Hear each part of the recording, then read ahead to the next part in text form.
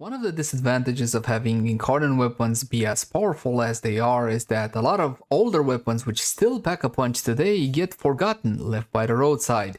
Are you the kind of player that just wants the absolute best, or do you enjoy a bit of flavor as well? To that extent, today I want to revisit the primary version of the Catchmoon, which is still quite the powerful weapon. Hey guys, welcome back. As always, my name is Leyzar, and as per usual, we will have two approaches. I'm gonna have a new player-oriented setup, and we're gonna be having an endgame veteran setup as well. Now, in case you're more of a vet and you already know most of this stuff, you can either skip ahead or have a bit of patience. And with that out of the way, let's jump into the Catchmoon. Let's begin by checking out how the weapon handles without any mods equipped. And for that, just a couple of our regular free shots. The Catchmoon's functionality will be constant no matter how you build your weapon, but there will be some difference in stats, in fire rate, in damage, in critical chance and critical damage depending on the part that you chose. We're gonna get into that just a tiny bit later. As for the actual functionality, it kinda goes like this. The weapon fires a projectile. The projectile is an Kitgun Plasmor-like projectile that has infinite body punch through, but has limited range and travel speed.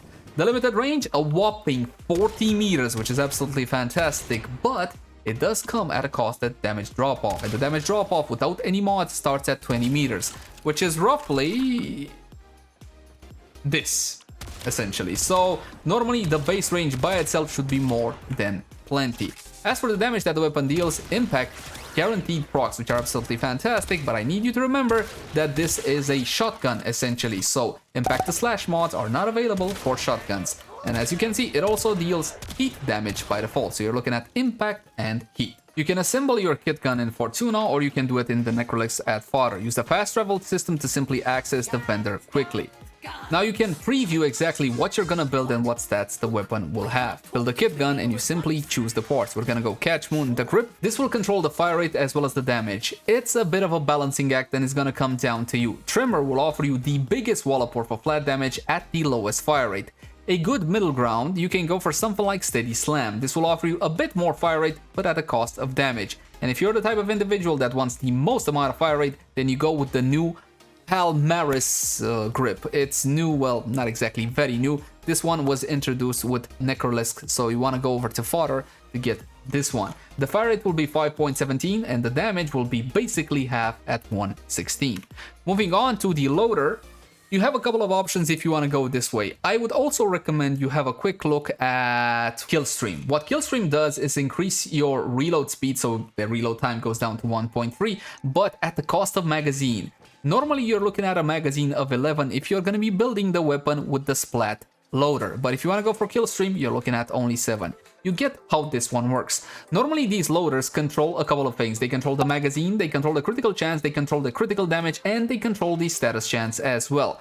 By going for the, let's say, splat approach, you are embracing critical chance and critical damage, 45% base for a whopping 2.3x critical multiplier. However, you are foregoing status chance being very low at only 13%. Basically, this is the hammer approach. What you need to bear in mind that all of these, no matter how you choose to build this one, they will have overall a balanced performance one to each other. So no matter which way you go, you can't really go wrong.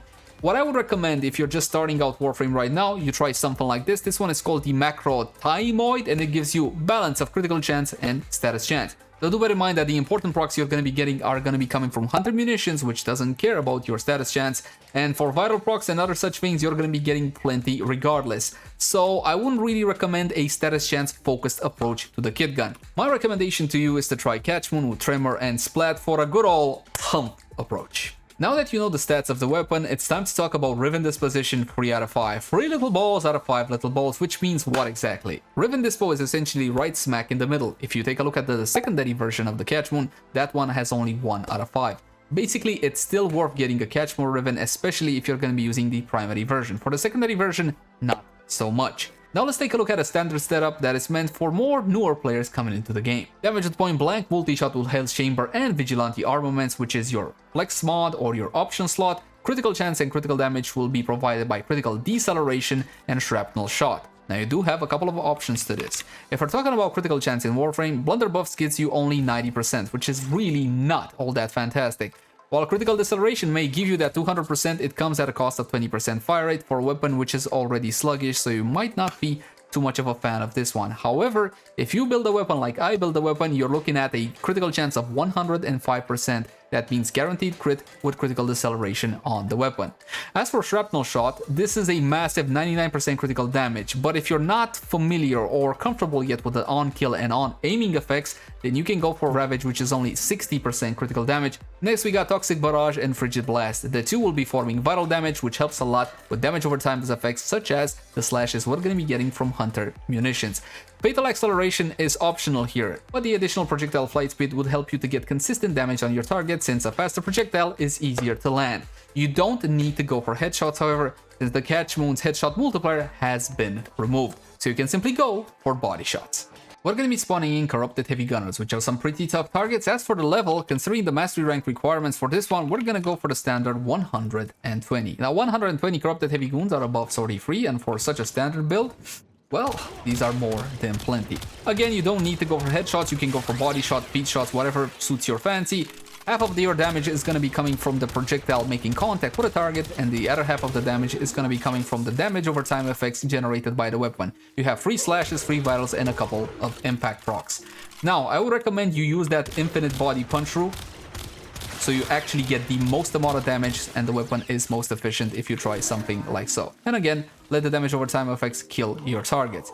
As for performance, for this level of content, level 120 Corrupted Heavy Goons, it's not bad, but it's definitely nothing that I would call fantastic either. But you gotta bear in mind, you do need to get a kill to get that critical damage going, because without that critical damage, the weapon will be, well, a bit on the feeble side. I'm not a big fan of the default fire rate with this combination, and if you choose to increase the fire rate, then of course you will be giving up on some of that fantastic flat damage as well, and you do want it to get the fattest procs you can on your target. This concludes the new player portion of the guide. However, there are still a couple of things that you need to bear in mind. If your mod capacity is only 30 out of 30, remember to jump into actions and install the Arcane Catalyst. If you want your stats to be the same as mine, you need to guild the weapon after you build it. Also, if you don't know where to farm the mods that I showcase, they are pretty easy. Some of the most important mods are called corrupted mods like Critical Deceleration, and you get these by doing vaults. And if you don't know how to, link the cards right now for a full and detailed guide on that. Outside of that, Toxic Barrage is very easy to obtain from Corrupted War in the Void. As for Frigid Blast, you get it by doing spy missions, and you should, because you do need some Warframes that drop parts from spy missions.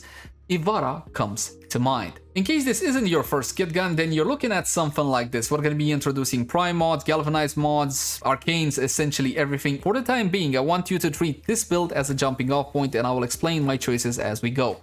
Galvanized Savvy's damage bonus applies multiplicatively, not additively, so we're gonna try to keep a little bit of flat damage as well on the build. Alternatively, instead of Prime Point Blank, you can go for a faction modifier such as Plans Corrupted, or you can go for a Riven as well. As stated before, Rivens are definitely worth it on this one.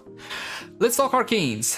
When it comes to the special dedicated Kitgun Arcanes, I'm assuming most of you are already familiar with something like Pax Charge or Pax Seeker. I want to talk about Residual Malador, this one. It states the following: on Kitgun kill, 20% chance to create a frigid mist for 12 seconds, dealing cold damage per second. Standing in the area applies cold damage to the Theorem Arcanes. So we're going to talk about the Theorem Arcanes, which are Arcanes which you place on your Warframe, just a bit later.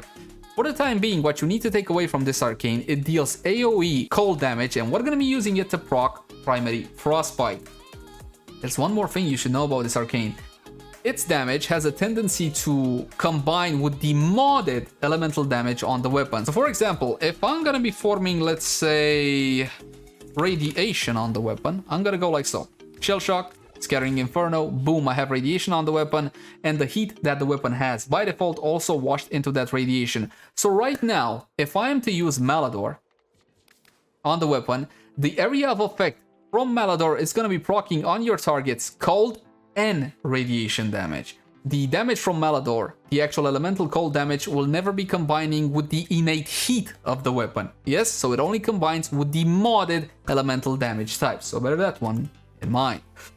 Now, my friends, it's time to test to see how this one works. We're going to be using Malador to proc Frostbite. As you can see on the weapon, we have a combination of corrosive. We did not go for vital. Why? Like I stated before, then Malador would be combining into the vital on the weapon, and it will no longer proc cold.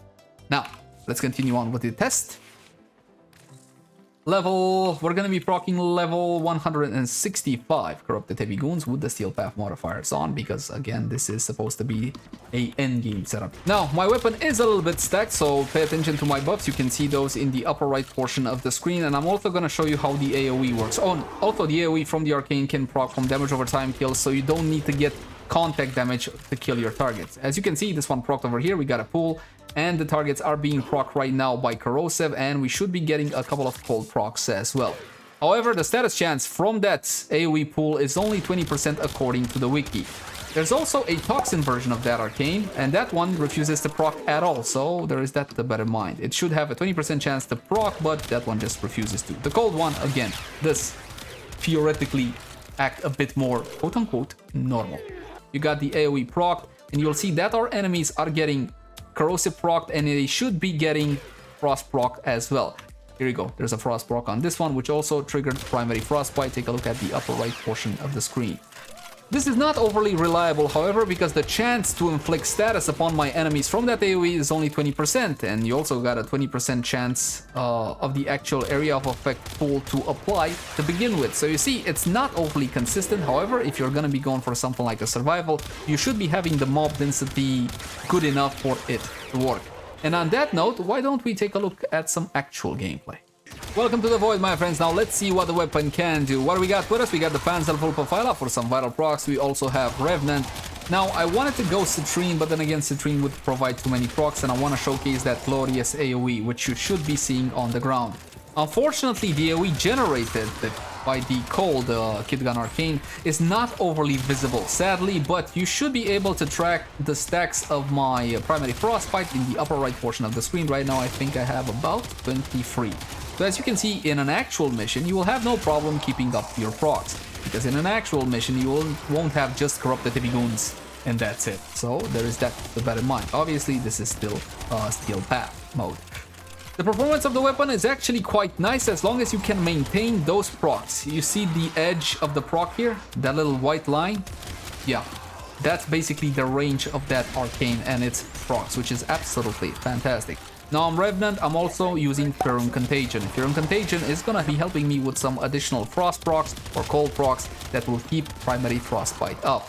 Now obviously you don't need to jump through hoops, and you can just forget about primary frostbite if you don't want it, but I would recommend you try something like this because it's a bit more, well, it's a bit different than what we normally use, and it's a nice little interaction between the Furum Arcanes and the special Kitgun Arcanes. However, not all of them act extremely consistent, let's just put it like that. Flash, flash, acolytes in town. I'm just gonna stand around here, because I do have the Catchmoon, I have that infinite body punch through, so I don't need to worry about the enemies, the fodder enemies getting in the way. I'll just stay here, keep doing the thing. We got Misery. I do not remember if Misery was the one that put the bubble on. I think it's here some. Oh, here we go. Oh wow, that chomped him. That realistically chomped him. Look at that. Beautiful. Beautiful performance. I'm pretty sure you can kill him in a single magazine. So that's the kind of acolyte performance you can expect. And from my point of view, that is pretty damn good. Still, there are a couple of additional things which I do want to share with you. We're talking about the Furum Arcanes. This one is Contagion, is going to be spawning a globe that is going to be dealing cold damage. That cold damage helped me to keep up my frost procs for primary frostbite. Now again, if you don't want to go and jump for all of these hoops for primary frostbite, you can simply forget about it and go for a more classic arcane. I was trying to show you something which is a little bit different. So you can go for your Merciless or your Shotgun Vendetta or something of the sort. However, if you do want to run this synergy, you gotta bear in mind the Furum Arcanes. The next one which I want to talk about is the first one we tested today. It's called the Molten. This one, standing in the zone created by residual arcanes, increases weapon damage by 12% per second, stacking up 15 times. Fantastic, yes, more flat damage, so I don't need to worry about modding flat damage onto my weapon. Effect persists for 20 seconds upon leaving the zone. The problem with this one is that the damage it creates, or it gives you, takes on the elemental damage of your weapon Kitgun Arcane. In my case right now, the damage this one will give me is not actually flat damage, it's gonna be cold damage. And that cold damage indeed will be combining with the innate heat on the weapon in this case and forming blast damage. So you're no longer applying heat to your targets, you're gonna be applying blast. So there is that to bear in mind. Alright guys, that's pretty much gonna do it. Now I had an outro for this, but it got lost. Not important. What is important, the weapon itself is definitely a performer. Now granted, it may not be on the level of Incarnon weapons, but only Incarnon weapons are on the level of Incarnon weapons. This is still a solid primary weapon, and I would recommend you give the primary Catchmoon a spin. As always, my name has been Leyzar. Thank you guys so much for watching. Like, favorite, share, and subscribe only if you enjoy the content, and I'll catch you guys in the next one. Bye. Oh, and subscribe to Techstar too in case you like tech things, because that's what I do. Tech. It's